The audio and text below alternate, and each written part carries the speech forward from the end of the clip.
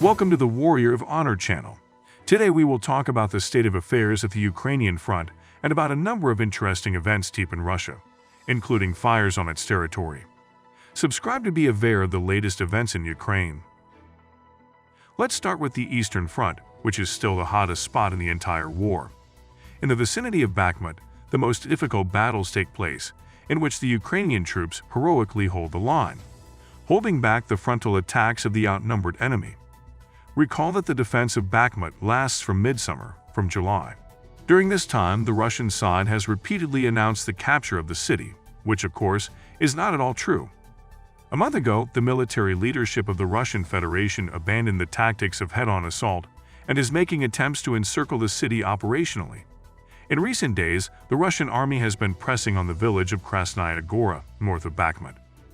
As we can see from the outline of the advance of the Russian troops and the capture of Soledar by them, the leadership of Russia relies on the encirclement of the Bakhmut group, which was preceded by the capture of Soledar and the most difficult battles for Kleshchevka, a village located south of Bakhmut.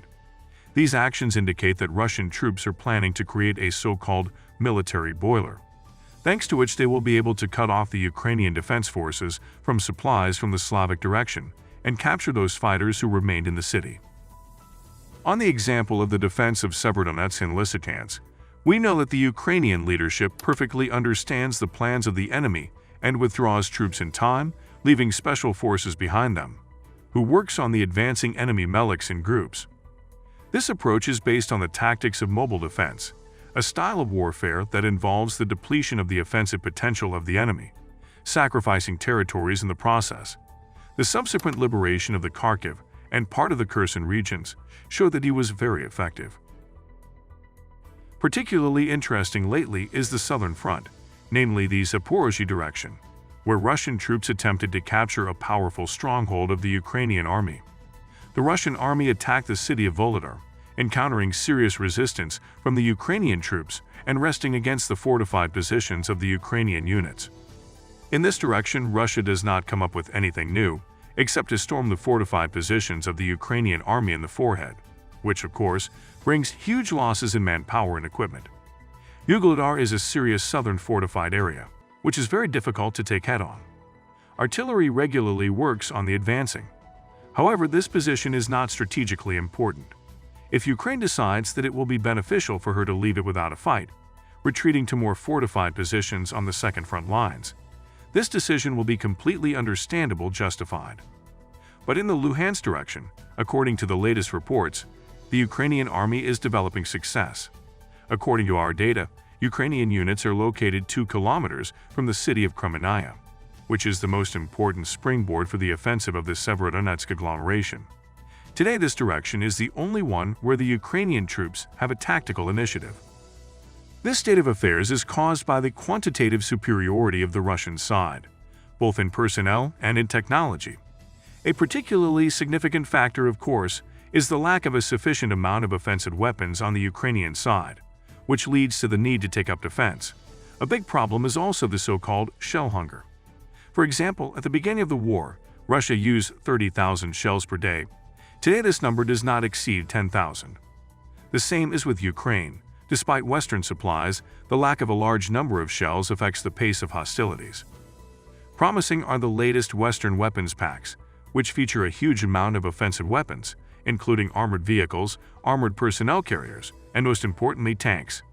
Britain is transferring 14 combat vehicles to Ukraine, and Poland is doing the same. There will be a lot of news about that Germany approves the delivery of advanced Leopard. Western tanks are much more effective fighting units than Russian T-90s. In addition, Russia does not have as many anti-tank weapons as Ukraine does. Tanks are the main modern offensive weapons. They are the safest in the context of infantry protection, and Ukraine has been heavily constrained by the amount of these weapons throughout the conflict. Now the situation may change completely. The rest of the front remains unchanged and is relatively stable. Since the beginning of the war, Russia has set as its goal a quick breakthrough, which would cause a domino effect and soon the fall of Ukrainian institutions, the president, government, and especially the army. This calculation turned out to be false. Ukraine survived, and the risks associated with the war began to threaten Russia itself. In one of the videos, we have already touched on the topic of explosions on the territory of the Russian Federation. The last few days have been rich in events of this kind. The biggest loss of the Russian Federation was the recent fire of a train with gasoline and supplies in Angarsk. According to the Russian Ministry of Emergency Situations, the fire started at 12 noon. The fire quickly gained defense, devouring the fuel. The column of fire became higher and higher.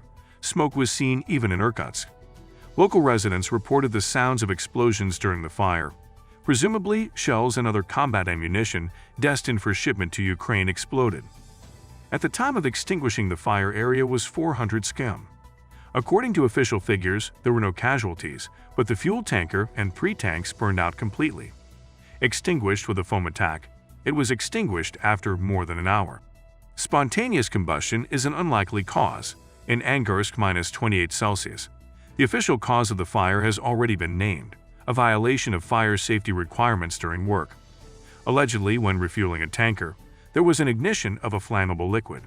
It is quite possible that Ukrainian partisans were engaged in this, who have repeatedly shown their work not only on the borders but also in the depths of Russia. Angarsk is one of the centers of fuel production in Russia. There are oil refineries that provide fuel for transport, military equipment, and most importantly, cruise and ballistic missiles, with the help of which Ukraine has been shelled for almost a year now. Previously, fires in the Russian Federation occurred at military bases, supply bases, and military enterprises, which clearly tells us that all these events are not accidental. Thanks for watching. Subscribe to the channel and support us on Patreon. Strength and good luck.